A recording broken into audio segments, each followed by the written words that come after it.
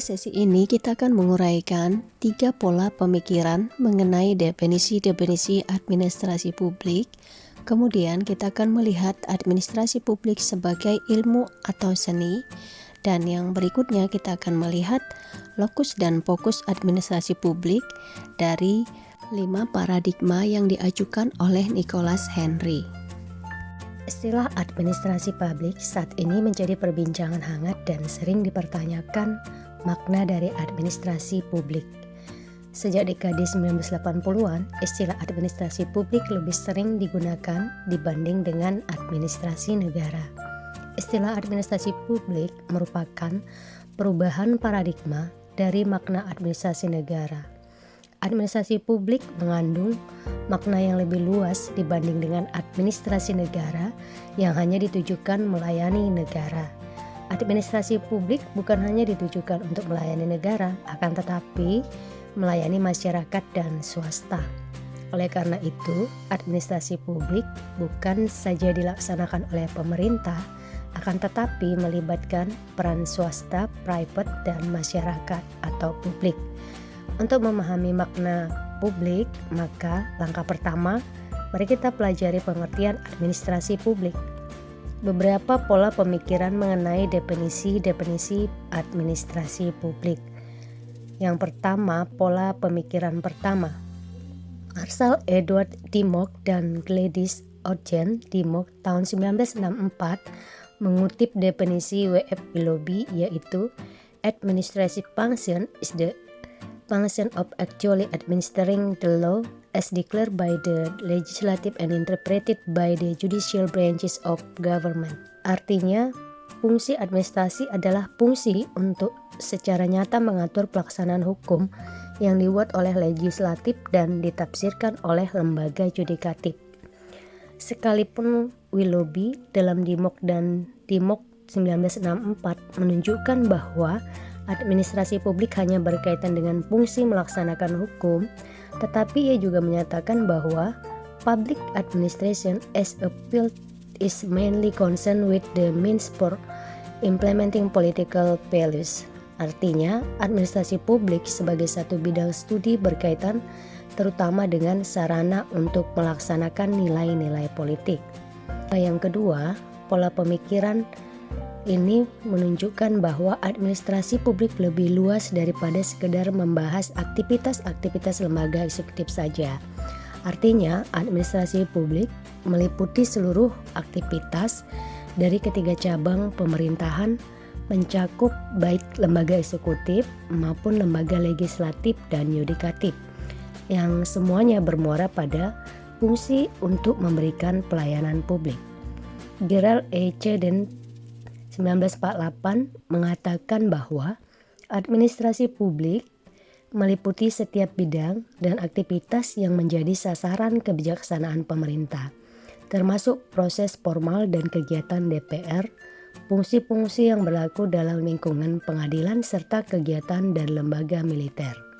Guna mengukuhkan pendapatnya bahwa administrasi publik tidak sekedar mempelajari kegiatan lembaga eksekutif saja, Chaden 1984 mengungkapkan bahwa administrasi publik adalah fungsi dari pembuatan keputusan, perencanaan, perumusan tujuan dan sasaran, penggalangan kerja sama dengan DPR dan organisasi-organisasi kemasyarakatan untuk memperoleh dukungan rakyat dan dana bagi program pemerintah, pemantapan dan perubahan organisasi-organisasi kemasyarakatan untuk memperoleh dukungan rakyat dan dana bagi program pemerintah, pemantapan dan perubahan organisasi, pengerahan dan pengawasan pegawai, kepemimpinan, komunikasi, pengendalian, dan lain-lain fungsi yang dijalankan oleh lembaga eksekutif dan lembaga-lembaga pemerintah lainnya.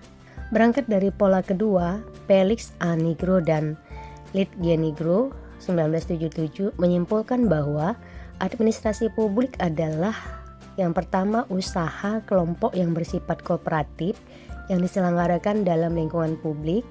Kedua, meliputi 3 cabang pemerintahan, eksekutif, yudikatif, legislatif, dan serta pertalian di antara ketiganya. Yang ketiga, mempunyai peranan penting dalam perumusan kebijakan publik dan merupakan bagian dari proses politik. dan administrasi privat. Kelima, berhubungan erat dengan kelompok-kelompok privat dan individual dalam memberikan pelayanan kepada masyarakat. Ketiga, konferensi Minibruk mendobrak pemikiran-pemikiran yang selama ini dipegang teguh oleh pakar-pakar tua administrasi publik. Mereka menentang pandangan bahwa fungsi administrasi publik hanya sekedar menjalankan kebijakan publik dan menegakkan hukum. Konferensi Minibruk mencerminkan kepentingan jangka panjang dalam studi dan praktek administrasi publik. Berhubungan banyaknya tantangan dan masalah yang datang dari perubahan lingkungan. Kesenjangan generasi antara pandangan tua dan muda, Waldo dalam merangsang pemikiran baru administrasi publik yang lebih baik agar mampu mengatasi masalah-masalah publik. Para pakar administrasi publik yang public administrationist menyatakan jika fungsi-fungsi ini dijalankan oleh administrasi, maka sebenarnya fungsi administrasi tidak lebih daripada sekedar sebagai penjaga malam. Menurut pandangan mereka, peran dan fungsi administrasi publik adalah menjalankan perubahan sosial dengan mendorong demokratisasi pemerintahan yang berpihak kepada the powerless people atau rakyat miskin atau tak berdaya. Dalam Toward a New Public Administration 1971, Fredrickson mengusulkan gagasan administrasi publik baru. Ada 3 tujuan yang melatar belakanginya. Yang pertama, untuk menyajikan interpretasi dan sintesis dari administrasi publik baru. Kedua, untuk menggambarkan bagaimana interpretasi dan sintesis dari administrasi publik baru ini mengkait dunia yang lebih luas dari pemikiran dan praktek administrasi publik. 3. Untuk menerjemahkan makna administrasi publik bagi organisasi baru dan vice versa.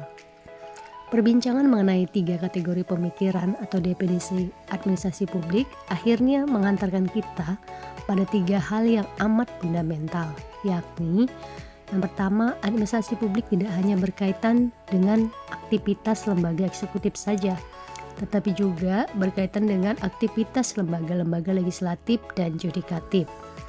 Kedua, administrasi publik adalah aktivitas manusia yang berkaitan dengan pengaturan sumber-sumber daya manusia dan alam yang diperlukan untuk mencapai tujuan-tujuan kemasyarakatan.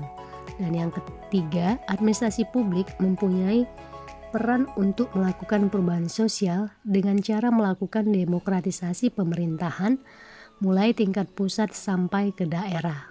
Persoalan yang sering kali dilontarkan mengenai kualifikasi keilmuan administrasi publik yaitu apakah administrasi publik merupakan ilmu atau seni. Yang pertama, mari kita melihat administrasi adalah ilmu dan seni.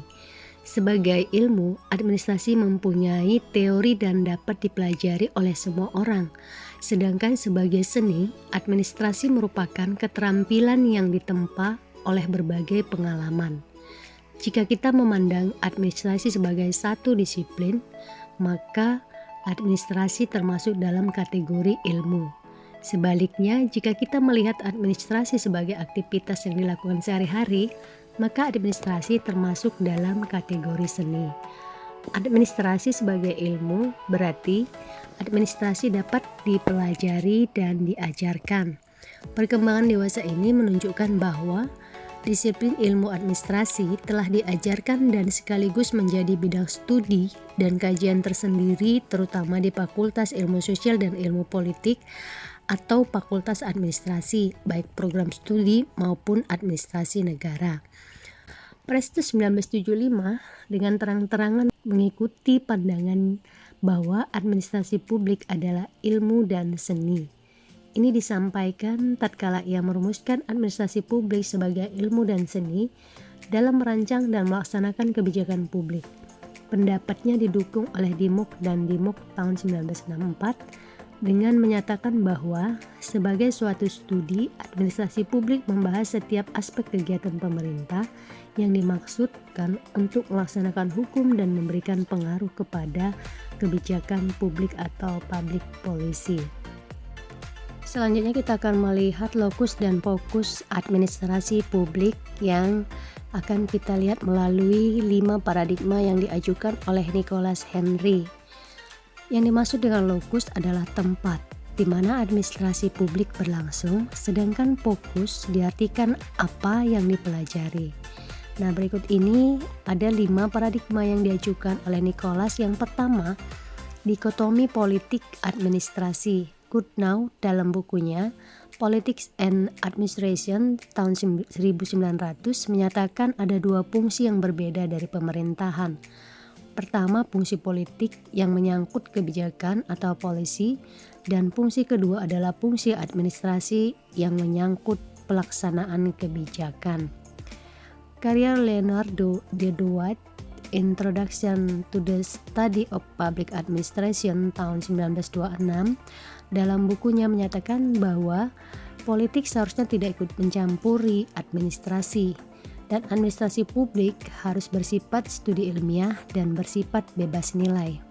Jadi dalam periode pertama ini, jelas administrasi publik lebih menekankan lokus, tempat administrasi publik berada. Artinya administrasi publik dipandang sebagai satu ilmu yang berdiri sendiri. Yang kedua, prinsip-prinsip administrasi publik tahun 1927 hingga 1937.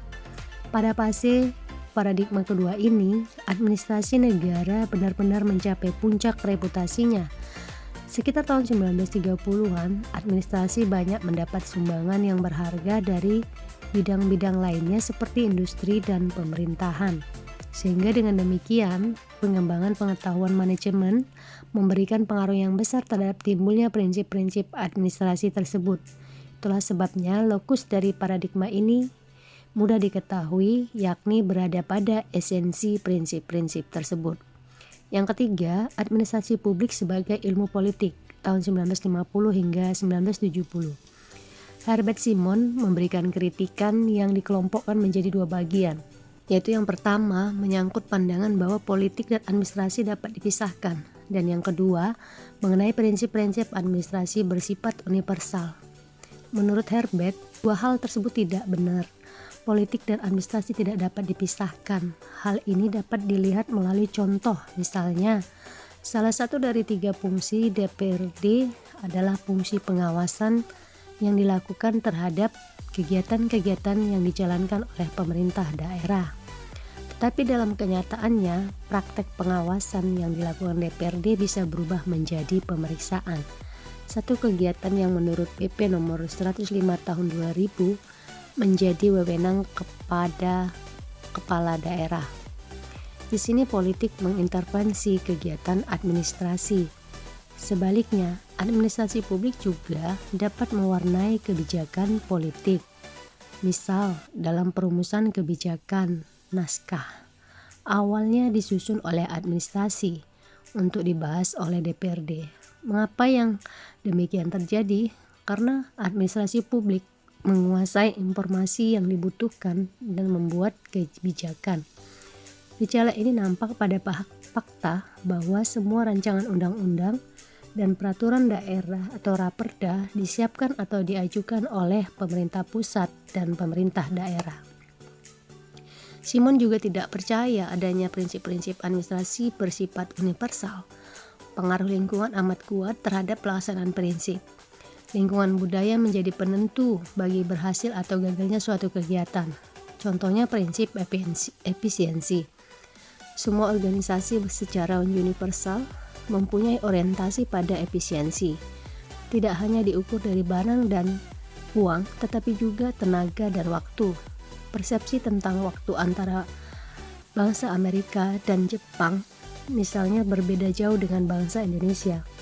Di Indonesia, acara-acara yang terlambat menjadi hal yang amat biasa, sementara di tempat lain tidak.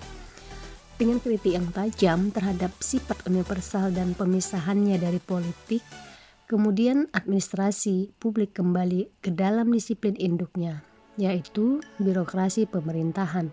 Dengan demikian, administrasi publik menjadi bagian dari ilmu politik.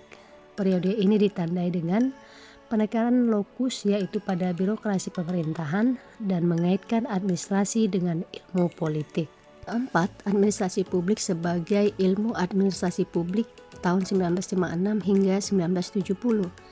Setelah melewati kurun waktu yang tidak terlalu lama, kembalinya administrasi publik sebagai bagian dari ilmu politik dirasakan tidak tepat bagi pengembangan studi administrasi publik. Kedudukan administrasi publik sebagai warga negara kelas 2 dalam ilmu politik membuat tokoh-tokoh administrasi publik mulai mencari alternatif lain. Nicholas Henry 1955 mengungkapkan bahwa ilmu politik sebagai ibunda dari administrasi publik mempunyai pengaruh besar pada perkembangan administrasi publik. Para ahli administrasi publik akhirnya menyadari betapapun luhurnya nilai-nilai politik demokrasi, ternyata lingkungan ilmu politik tidak membentuk, mempertajam, dan memperdalam komitmen ahli administrasi publik kepada konsep-konsep konstitusional. Henry merevisi paradigma administrasi publik yang keempat, yakni administrasi publik sebagai ilmu administrasi tahun 1956 hingga 1970 yang dilontarkan pada tahun 1975 menjadi Public Administration as Management tahun 1956 hingga 1970 atau administrasi publik. Yang kelima, administrasi publik sebagai administrasi publik tahun 1970 sampai sekarang. Walaupun belum ada kata sepakat mengenai fokus dan lokus dari administrasi publik, namun pemikiran Herbert Simon tentang perlunya dua aspek yang perlu dikembangkan dalam disiplin administrasi publik kembali mendapatkan perhatian yang serius. Aspek yang pertama, perkembangan teori-teori organisasi selama 20 tahun terakhir, memusatkan perhatiannya pada bagaimana dan mengapa organisasi bekerja, bagaimana dan mengapa organisasi bertingkah laku, bagaimana dan mengapa keputusan dibuat. Aspek kedua, kemajuan telah dicapai dalam merencanakan lokus dari administrasi publik yang sifatnya relevan untuk pada administrator publik. Misalnya, apakah yang dimaksud dengan kepentingan publik, masalah-masalah publik, atau apakah yang dimaksud dengan perumusan kebijakan publik. Yang seharusnya semua hal itu dapat dijadikan pegangan bagi para praktisi. Perkembangan utama lainnya adalah bahwa para ahli administrasi publik makin terlibat dalam bidang-bidang dari ilmu kebijakan, ekonomi politik, proses pembuatan kebijakan, dan analisisnya, dan dengan ukuran dari hasil-hasil kebijakan. Aspek yang terakhir ini dapat dipandang sebagai satu keterkaitan fokus dan lokus administrasi publik. Pembaruan dalam tahap paradigma yang kelima ini, lokus administrasi negara tidak semata-mata pada ilmu murni administrasi, melainkan pada teori organisasi. Aspek-aspek perhatian ini dapat dianggap dalam banyak hal sebagai suatu mata rantai yang menghubungkan antara fokus administrasi negara dengan lokusnya. Sebagai mana yang terlihat dalam tren yang diikuti oleh paradigma ini, maka fokus administrasi negara adalah teori organisasi, praktik dalam analisis public policy, dan teknik-teknik administrasi dan manajemen yang sudah maju. Lokus normatif dari administrasi negara digambarkan oleh paradigma ini ialah pada birokrasi pemerintahan dan persoalan-persoalan masyarakat atau public affairs.